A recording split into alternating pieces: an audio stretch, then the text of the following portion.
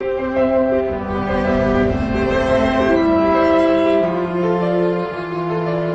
the coming days, millions of people right across the country will be celebrating Queen Elizabeth's Diamond Jubilee. 60 years on the throne is a momentous achievement, and one that only her great-great-grandmother, Queen Victoria, has achieved before. Everyone's fascinated by the Queen's life and how she's done it. She's been a very public but a very private person at the same time.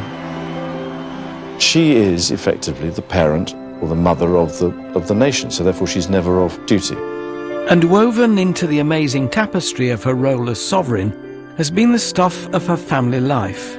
Tonight, those who know and love her best, her family and close friends, tell the story of that life. Private home movies, shown tonight on television for the first time, help illustrate how the Queen's own happy childhood shaped her outlook. And personal letters made public for this programme capture the closeness of the Queen's relationship with her parents that was to be the basis of her own long and loving marriage. Darling Mummy, Philip is an angel, and living with him and having him around all the time is just perfect. The Queen and Prince Philip brought up 4 children, who in turn have produced 8 grandchildren. We hear first-hand accounts of life in the royal family. I think we were very lucky as a family to be able to do so much together. She's an extremely caring grandmother to me as well. She just adores having all of us around her. She's the happiest there that I've seen. So how has the Queen juggled the roles of monarch and mother?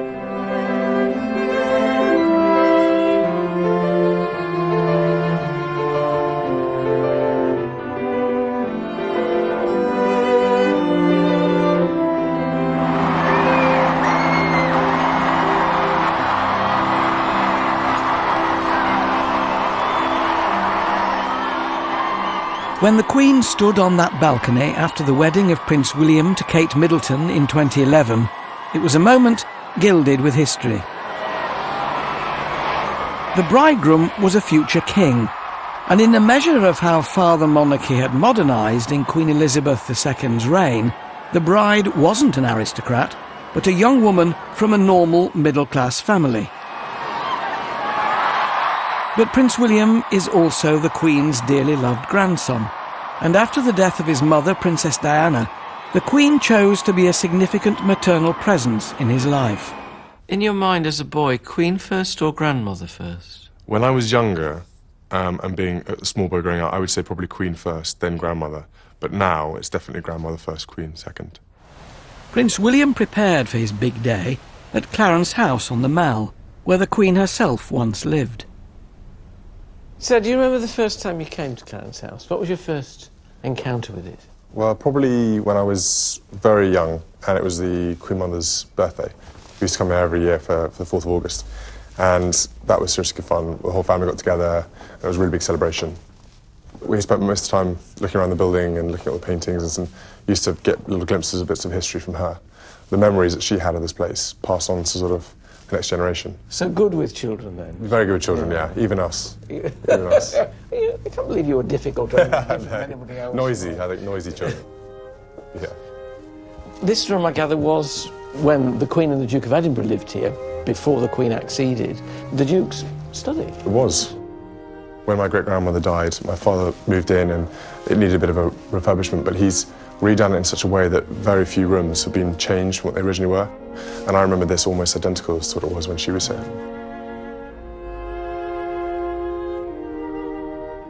I gather this is where the Prince of Wales hosted the Queen's diamond wedding anniversary. Yes.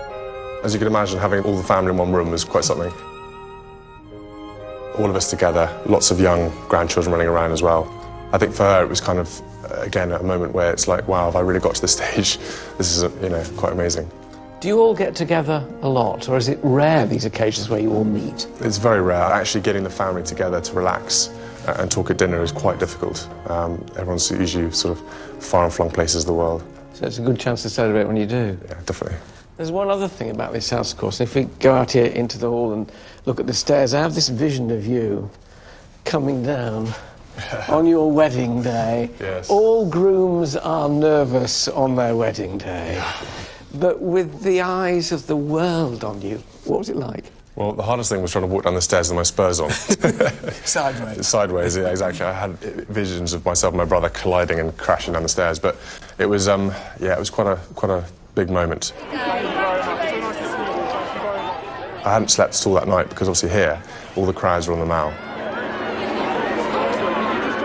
They were singing and cheering all night long, so the excitement of that, the nervousness of me and everyone singing, I slept for about half an hour, I think.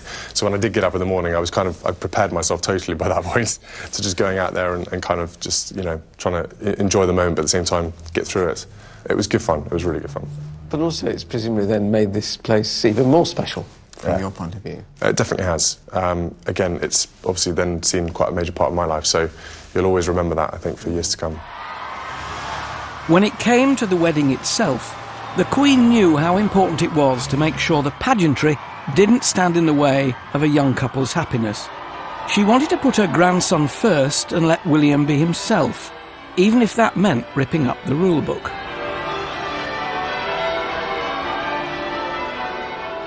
Do you contact the Queen quite regularly to ask her advice? During the wedding, I did. I asked her pretty much every week. I was on the phone, or nearly twice a week, I think, probably. What sort of advice during the wedding? There was very much a subdued moment when I was handed a list with 777 names on, not one person I knew, or Catherine knew. And it was very much a case of, right, it's like that, is it? I went to her and I said, listen, I've got this list. Not one person I know, what do I do? And she went, get rid of it. Start from your friends, and then we'll add those that we need to, you know, in due course. It's your day. All the faultless choreography was designed to make the young couple feel comfortable on the most important day of their life so far. The Queen is acutely aware of how the public role and private life of the monarch intertwine.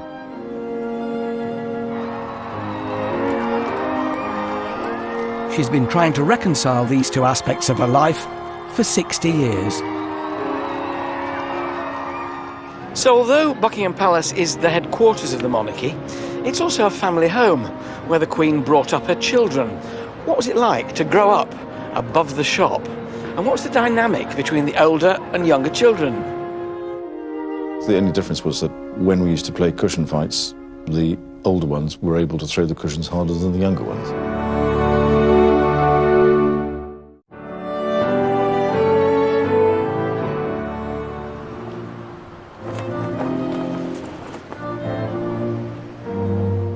Buckingham Palace is at the heart of monarchy.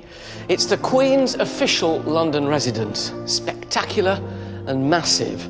There are 775 rooms and 800 people work here. This is the Grand Staircase, and it lives up to its name.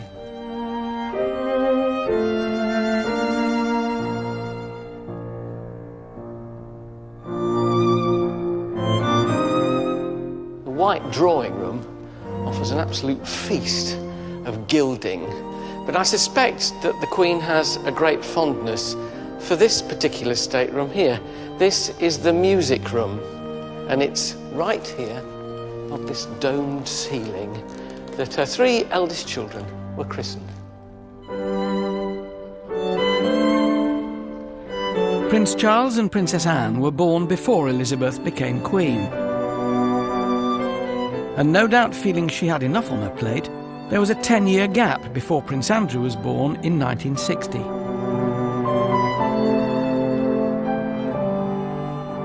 So what was it like growing up here in Buckingham Palace? You know, most people's small houses, you know exactly where everything is. This is huge. This is where I grew up. This was what I was used to. My nursery was just round the corner there. I was first educated along that passage at a private school. And this passage that we're in now, I suppose you'd call it the playroom or cricket pitch. Right. Or football pitch. Bikes up and down. And bikes. And myself and my younger brother would play on this passageway. And as you go along, you'll see that there are some actually quite amazing glass cabinets with some really quite important ornaments in them. Rather expensive china. Yes, but in all the time that we played up here, and there are 4 or 5 of these cabinets along here, Not one pane of glass was broken. And for some reason, don't ask me why or how, we just didn't break anything. This was the passage that we used to do things in, because it was easier to do it here than to have to go to the garden. Now, in most people's houses, you'd go downstairs and through a door and into the garden. Well, you've got to walk at least a mile to get to the garden. It's a big place to grow up in. There were lots of things going on. So you're only part of the process. Certainly, as far as we were concerned, you were definitely not the lead item in the establishment. You were always just part of it. There's quite a gap between yourself and Prince Edward and Princess Royal and Prince of Wales. Were you conscious of being a split family in that respect, being the young ones? No.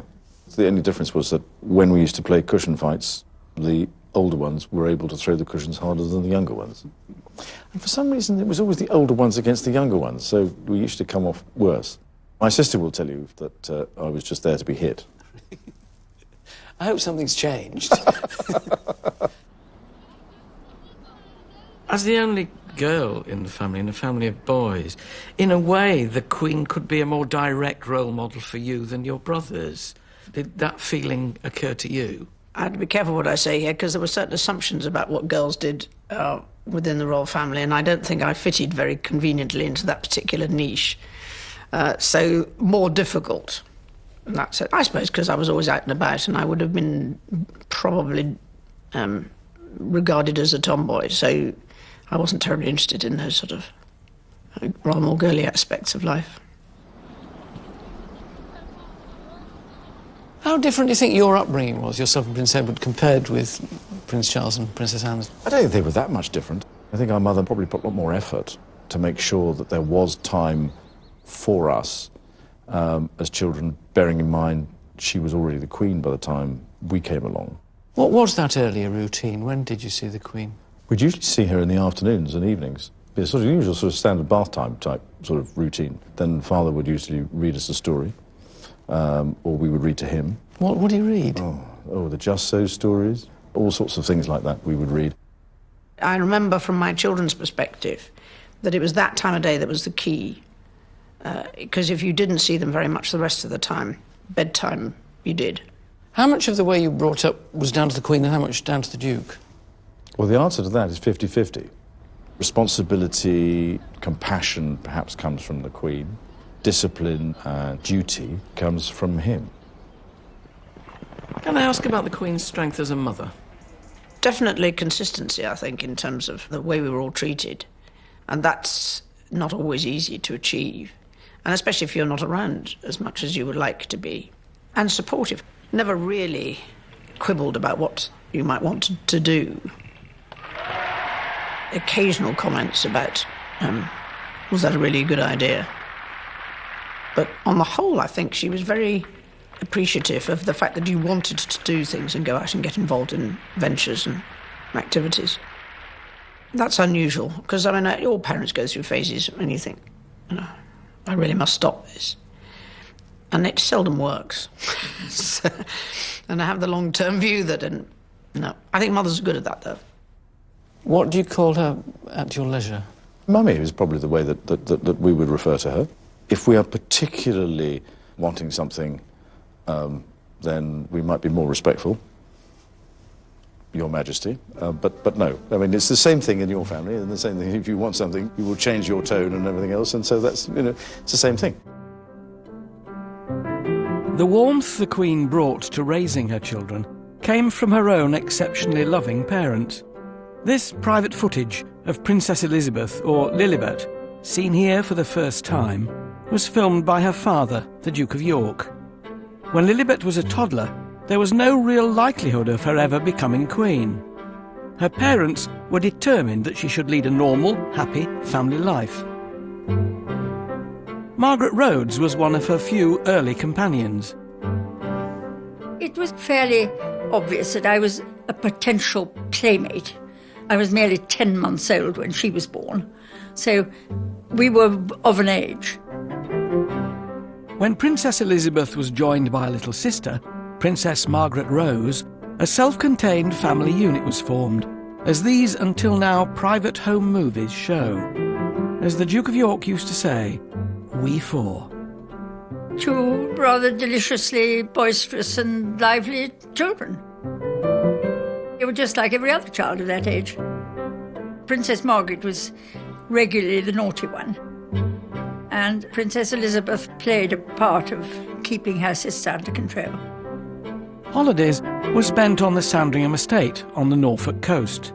It was where the Duke of York had been born, and he particularly loved spending time there. It was the most private royal residence, and they could just be themselves.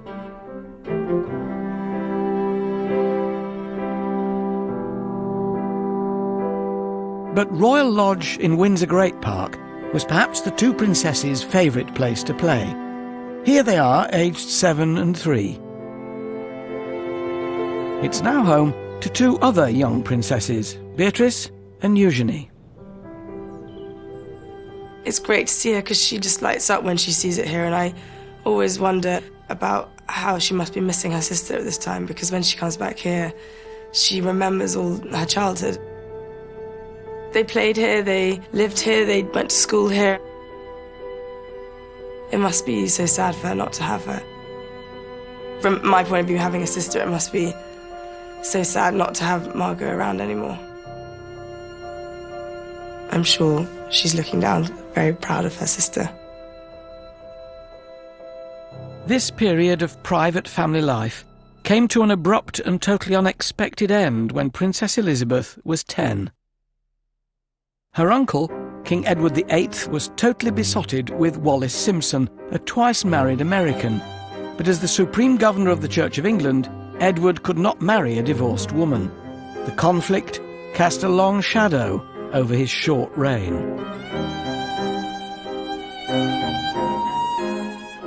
When Wallis was granted a divorce from her second husband, King Edward announced his intention to marry her anyway. The government came down firmly against the marriage, and Edward decided to abdicate.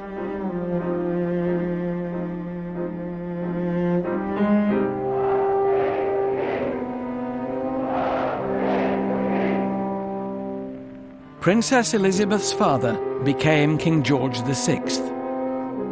Her own destiny was also settled. The young princess knew that she would one day become queen, and she too would have to find the right balance between her public role and her private life.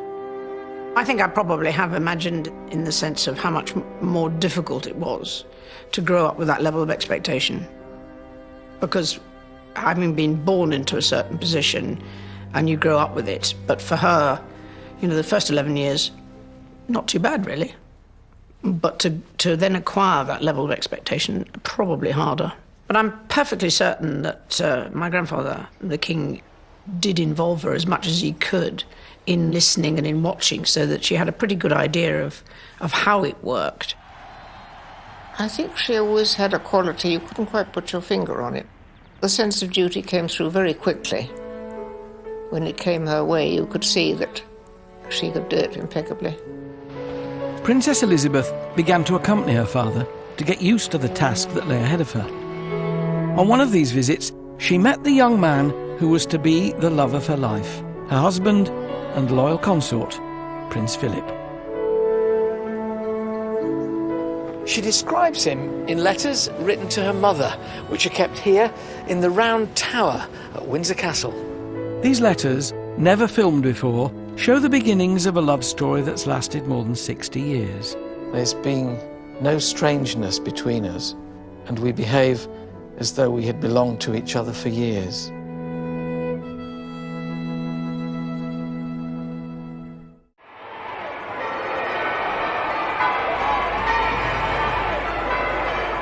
The public had their first glimpse of the growing romance between Princess Elizabeth and Prince Philip of Greece at Patricia Mountbatten's wedding in 1946. The princesses were entering the abbey, and Princess Elizabeth was taking off her wrap, and Prince Philip, as an usher, was standing there and taking it for her. But somehow or other that just caught people's imagination, and people began thinking, aha, is there anything in that? It was quite interesting how that happened. The Royal Archives are kept here in the Round Tower at Windsor Castle. And I've come to look at letters between Queen Elizabeth, Princess Elizabeth and Prince Philip from around about the time of their engagement and their marriage. This is a unique privilege. These letters have never been filmed before and I've as yet not set eyes on them. This first one is from Prince Philip on the 14th of September 1946, and it's written to Queen Elizabeth, who we knew as the Queen Mother, and it says, "I'm sure I do not deserve all the good things which have happened to me. To have been spared in the war and seen victory, to have fallen in love completely and unreservedly, makes all one's personal and even the world's troubles seem small and petty." Princess Elizabeth and Philip Mountbatten announced their engagement in July 1947 and married that November. Philip understood that marrying the future Queen would change his life forever. The morning of his wedding, we had breakfast alone together. I asked him how he was feeling. I mean, any bridegroom must be feeling a bit nervous, and his case was obviously even more so. He said, "I sometimes wonder if I'm being very brave or very foolish." And I said, "You're definitely being very brave, but you're not being foolish." It was a great moment of joy, really, after all the horrors of the war and then all the restrictions on food and clothing and everything else that we'd gone through for so many years.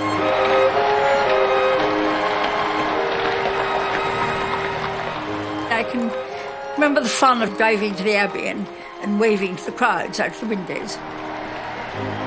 But we felt ourselves very glamorous at that time.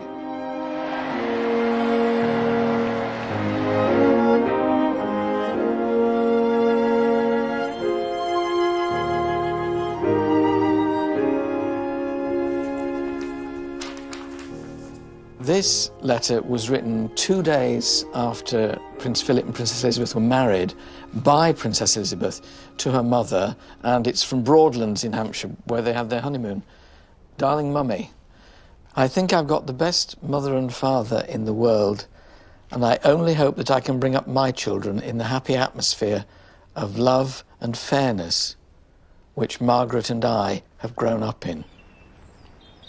We are enjoying ourselves enormously here. Philip and I went for a long, damp walk through the fields by the river, and he suddenly said how strange it was that it should feel so completely normal and all right for us two to be together. Oddly enough, it had struck me as well. There's been no strangeness between us, and we behave as though we had belonged to each other for years.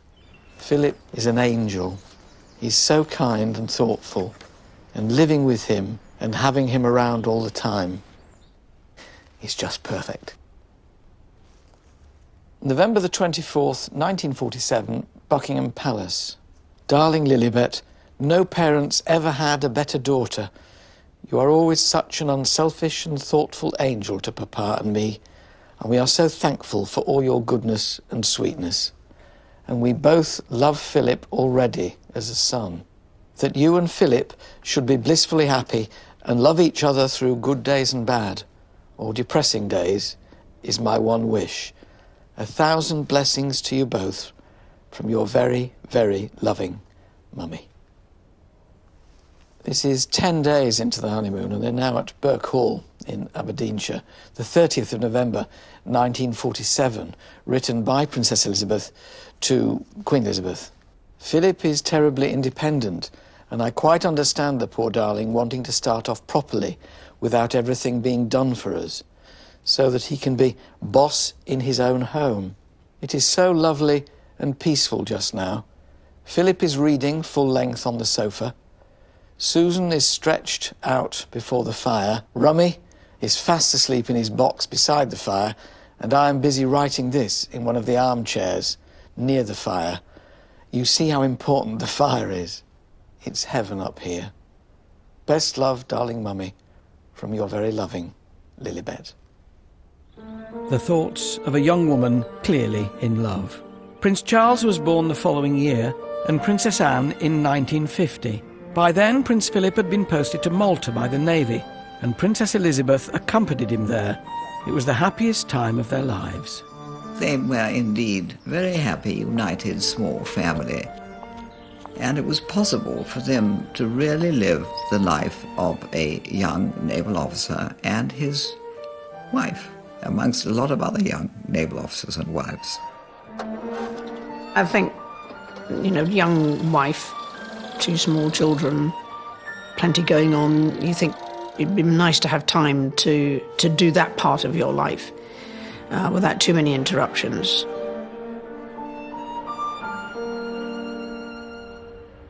But duty soon encroached on domestic happiness.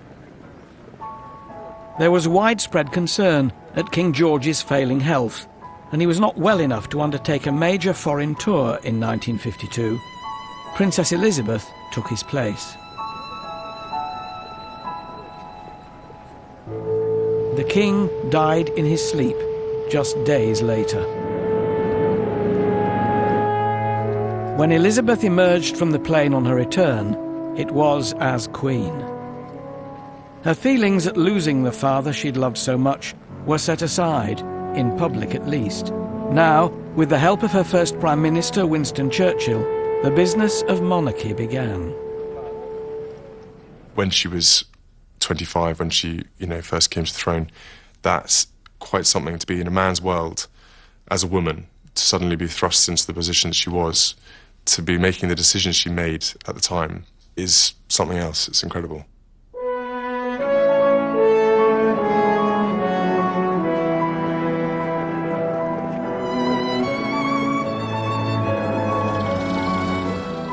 Yet even on Coronation Day, the 2nd of June 1953, the public affirmation of the monarch, motherhood had its own demands on the new Queen Elizabeth. She still had a 4-year-old and a 2-year-old to think about.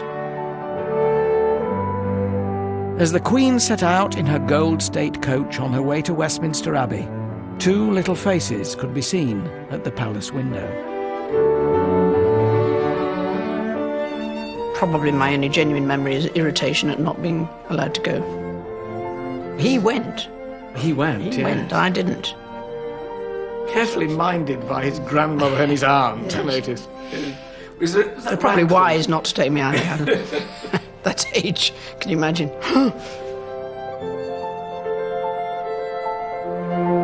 6 young ladies who were lucky enough to attend the coronation were the Queen's maids of honour.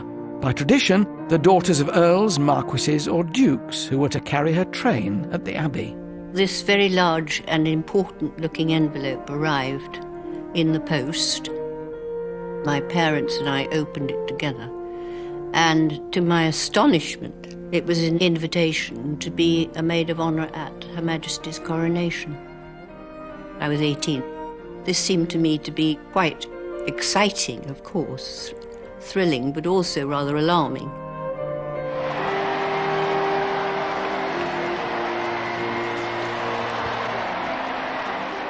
If she was nervous, you certainly didn't feel like that. She just said in a rather jolly tones, "Well, come on, girls, let's get started."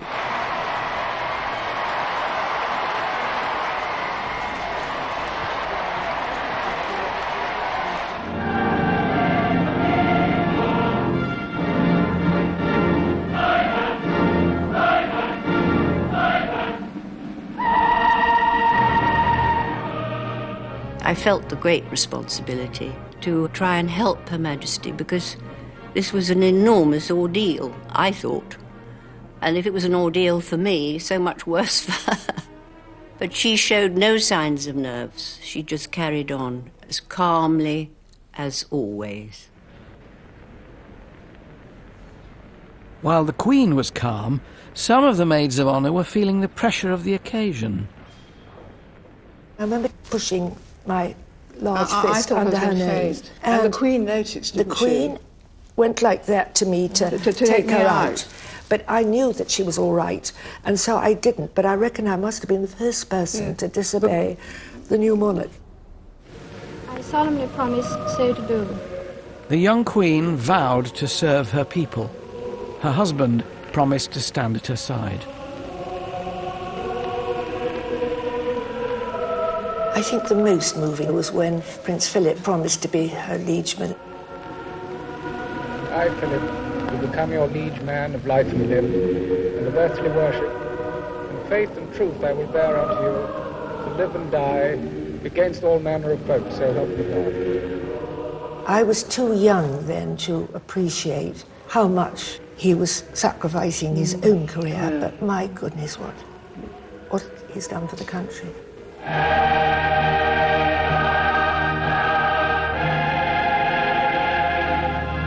I felt as if I was sort of almost floating down the aisle to that music. We were in a state of euphoria. I mean, it was over. We thought we'd done our bit very well, and we looked forward to celebrating.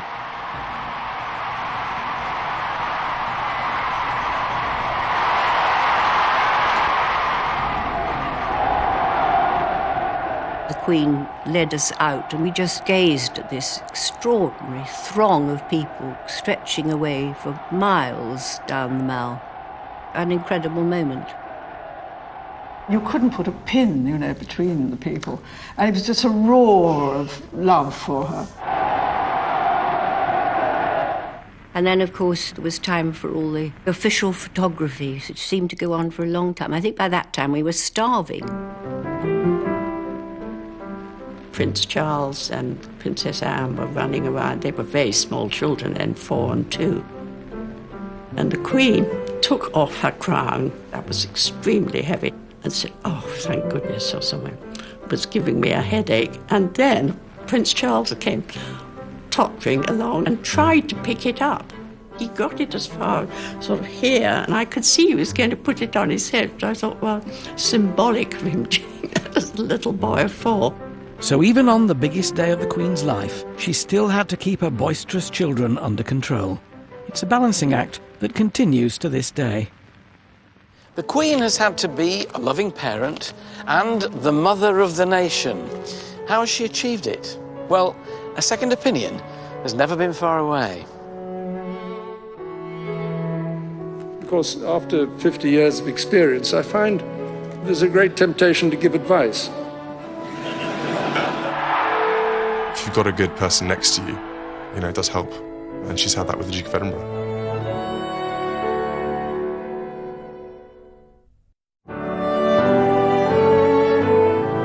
There's a ceaseless round of royal engagements the Queen has to perform at Buckingham Palace. This is one of the most spectacular staterooms, the picture gallery. It's here that the recipients of honours come before an investiture to be schooled in how many paces to take forwards and how many back and when to bow. And while they're mulling over all that, they can feast their eyes on the works of Rubens and Vermeer, Van Dyck, and one of my favourite artists, Canaletto. As well as giving out honours, and there can be as many as 25 investitures a year, the Queen has kept up an unrelenting schedule of duties as monarch. She's the public face of the monarchy, so she receives visiting heads of state from around the world, including a succession of American presidents. She also has to be out and about meeting ordinary folk. She's just very constant and genuine. I think a lot of people really admire the fact that she's done what she's done for so long without complaint, without worry. She's been a very public but a very private person at the same time, and I think that's very important. I think the achievement is measuring what has happened in that period in terms of her ability to have moved with the times and still be understood in relation to a modern society. She has just a touch, and just that touch can change a person's life. We've been privileged to be part of the family and to see it on a more regular basis than other people see it. But it's not something that is put on. It's not something that is acted. That is it. That is the way she is. If you've got a good person next to you, it does help. And she's had that with the Duke of Edinburgh. Throughout the Queen's reign, her consort Prince Philip has been at her side, guarding, protecting, supporting. It's he who's made it possible for her to do her job and have a family. It's the Queen's Diamond Jubilee, but it's his too. How important do you think the Duke's role has been in terms of the Queen's reign? Oh, very. Although I think the level of appreciation is increased, I think they underestimate just how much time and effort he put into helping both the structure in terms of the way the place worked and the ability to be able to speak in public and to understand certain subjects. And that was really important. It remained as such. He's been just the most incredible support to her. I mean, I don't know how anyone, coming from the background that he came from in the Navy, he was going places, he was, hugely promotable, a very strong personality. To go from that and to then take a sidestep or even a back step and be the support he's been to the Queen, it's a real eye-opener for all of us to look at. As he would put it, he's just the Duke of Edinburgh, she is the Queen. And he very much wants to be there to support her so that she doesn't get that sort of isolation, that loneliness, but also as a sounding board. And also he makes her laugh because some of the things he says and does and the way he looks at life is obviously slightly different than her. So together they're a great couple.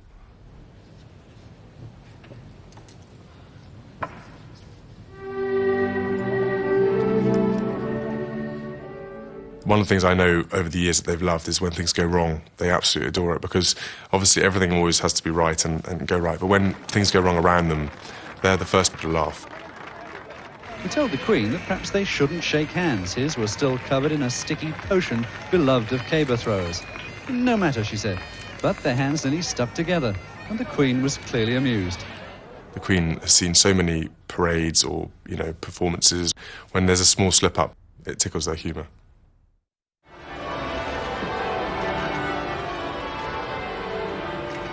The golden wedding anniversary of the Queen and Prince Philip's close and loving marriage fell in November 1997. In matching speeches, they showed their mutual affection. It's been a challenge for us, but by trial and experience, I believe we have achieved a sensible division of labour and a good balance between our individual and joint interests. Because after 50 years of experience, I find there's a great temptation to give advice. The trouble is that no two marriages are quite alike. However, I think that the main lesson that we've learned is that tolerance is the one essential ingredient of any happy marriage.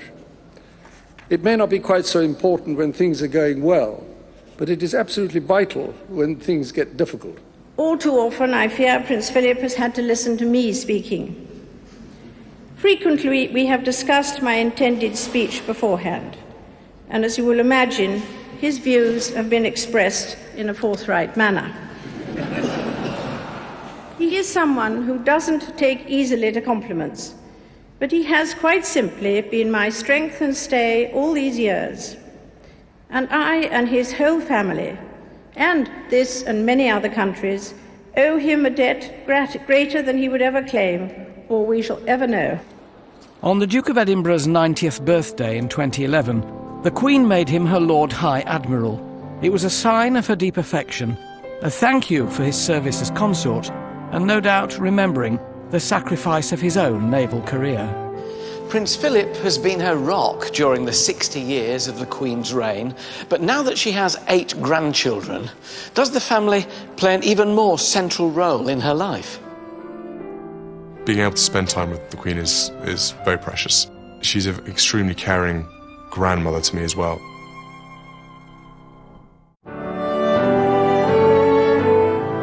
Sounds like a tiger. That's right.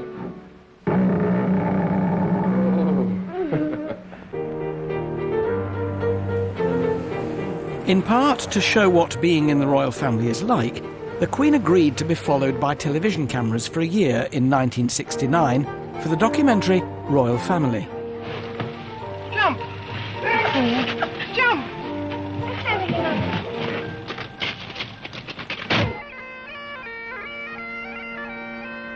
After Sandringham, Balmoral Castle is traditionally the most private royal residence. The Queen and her family spend the summer out of public sight. The private family scenes filmed there fascinated viewers most. North, do you realise this is guaranteed failure? Absolute total guaranteed failure. Most of us grew up singing on the way to and from barbecues, First World War songs, though. So we've got quite a repertoire of those. You're quite good at music hall, then.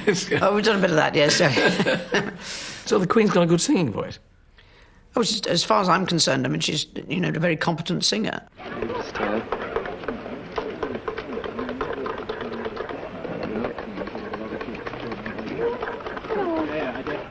How important those family times at Balmoral and Sandringham? Well, I think we were very lucky as a family to be able to do so much together. But I also think that because it's a relatively unique situation and the level of interest from elsewhere, it does push you back slightly inwards on those who have the same experience and understand what those pressures are. So, you know, there was both defensive as well as an appreciative group. And I think that's remained true. I mean, we like being outdoors. It's a great way of being. So we all appreciated that time together. There was never any shortage of things to do, I have to say. What do you think of that? Oily. Too oily. More vinegar. The film was a resounding success, as was Elizabeth R. in 1992, 40 years after her accession. This time, the Queen was seen with her grandchildren. I got my red boots. You've got your red boots, they're very nice, aren't they? That's very smart. Usually. Granny would take us raspberry picking, and we'd have the raspberry jam that we'd pick that day on the table for tea. Ow, it's my foot you're standing on. Nope. She just adores having all of us around her. She's the happiest there that I've seen.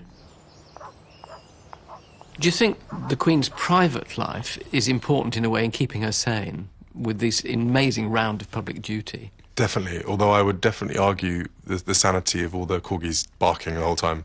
I don't know how she copes with it, but her private life, you know, with her dogs and her riding and her walking, you know, it's very important to her. She has to be able to switch off. She enjoys it. I would just question the noise.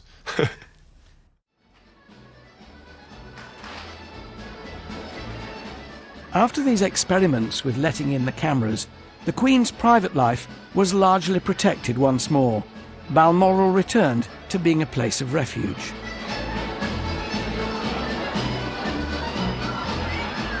Its serenity was shattered in August 1997. News broke of Princess Diana's death after a car crash in Paris. The two sides of the Queen's life, public and private, monarch and grandmother, came into direct conflict.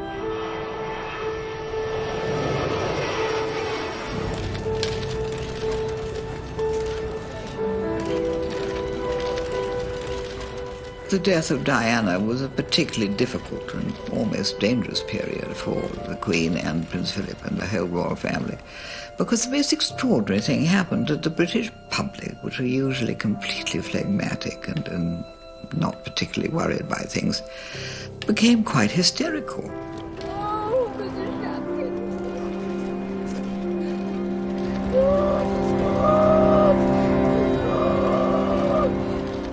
Privately, as a grandmother, she wanted to protect two young boys who had lost their mother. Yet the Queen faced the strident clamour for her public presence in London. She had to choose, and decided that her priority was her grandsons. We were shaken to the core. Everybody must have been.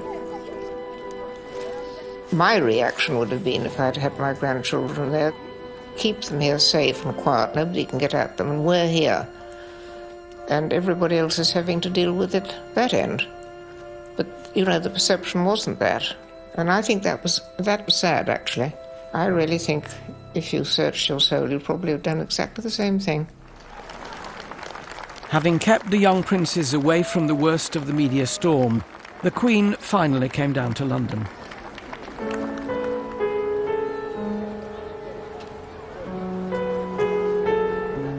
And she looked so sad. She looked so frail and sad, and it was just nice that she showed her feelings at last. I think she should have been before, but I'm glad she came. She's our mother, if you like, and we were mourning without her, and now she's mourning with us. The Queen addressed the nation in a moving tribute to Diana, live from Buckingham Palace, which brought together her personal feelings and public role as never before. What I say to you now, as your Queen and as a grandmother, I say from my heart. First, I want to pay tribute to Diana myself. I, for one, believe there are lessons to be drawn from her life and from the extraordinary and moving reaction to her death. I hope that tomorrow we can all, wherever we are, join in expressing our grief at Diana's loss and gratitude for her all too short life.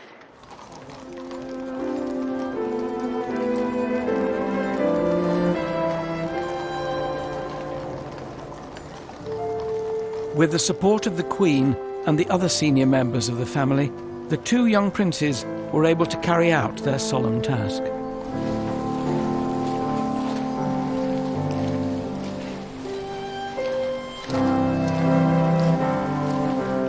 Now that her grandsons were left without a mother, the Queen's own maternal instincts came to the fore, and William and Harry benefited from the closeness the Queen feels to all her grandchildren. How do you think your own relationship with the Queen has evolved over the years since you were a little boy and now in the position you find yourself? We're definitely a lot closer than we used to be. I think being a small boy, it's very daunting seeing the Queen around and not really quite knowing what to talk about or what to ask her. I think over the years that's got a lot better. I've grown up, hopefully, a little bit and tried to understand a bit more about her role and my own role. And I think a shared understanding of what's probably needed or what's the aim. She's an extremely caring grandmother to me as well. So from that point of view, I have plenty of family sort of connections and feelings. Your times with her one-to-one must be quite rare, so how valuable are they when they occur? They're hugely valuable, and being able to spend time with the Queen is very precious. Her diary is chock-a-block, so trying to see her to talk about something is very, very difficult. But it's about being with the family. She very much looks at all her family as being close to her, and she loves everyone as much as the next and doesn't want to single out anyone, doesn't want to put anyone else down. She's very fair. Can we talk about the Queen as grandmother? Proud grandmother? Oh, yes. She's been actually a fantastic grandmother to Beatrice and Eugenie. I mean, completely fantastic. And probably revels in that more than being a mother, to some extent. I'm told I have this to look forward to eventually. But always interested and concerned for what the girls are up to. They've always been able to have a very special relationship with their grandparents.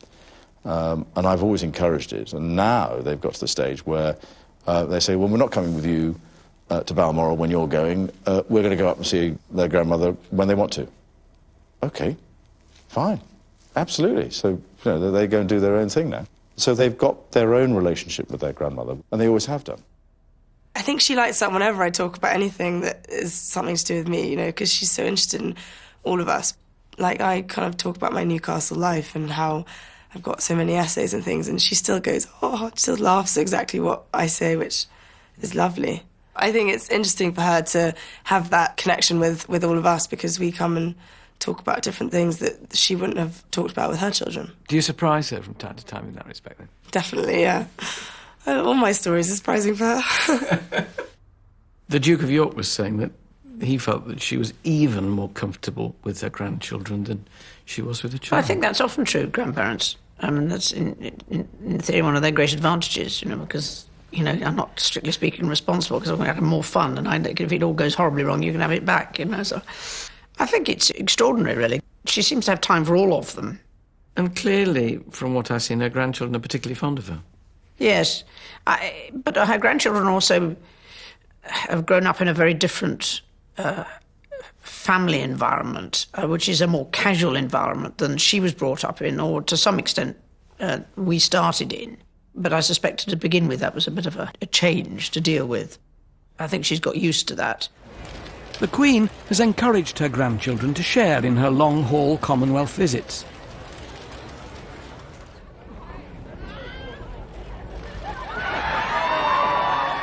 These foreign tours have continued in this Jubilee year, Prince Harry putting his own personal stamp on proceedings.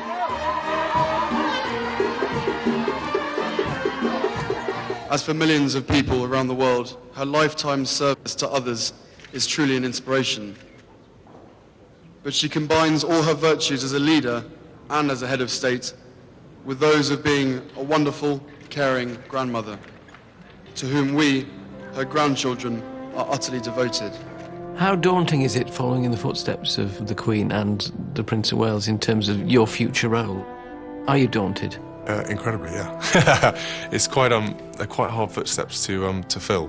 There's not much wriggle room left for me to try and find my own path, but I will do. It's just a matter of learning what's gone before me. Everyone's fascinated by the Queen's life and how she's done it, and I would just hope, and I think what she would love is that a bit of what she's done, a bit of what she's achieved, of how she's conducted herself, we all take away in our own lives and try and do it ourselves. She is an incredible role model.